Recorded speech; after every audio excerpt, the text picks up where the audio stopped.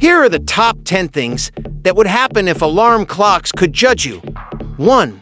They'd call you out every time you hit snooze. Oh look, snooze again. So brave. So original. 2. They'd keep score of how many times you ignored them. Day 43 of you pretending I'm optional.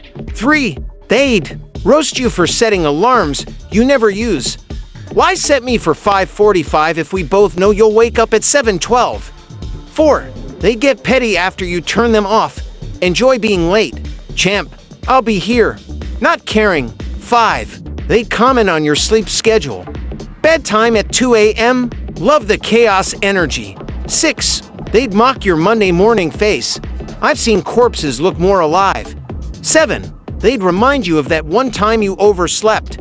Remember your job interview in 2018? Yeah, me too. 8. They'd sarcastically celebrate when you wake up on time.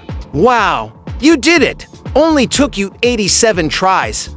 9. They'd threaten to quit during weekends. You don't need me Saturday, but I'm still setting the tone. 10. They'd end every wake-up call with a mood check. Are you awake or just alive enough to scroll TikTok for an hour?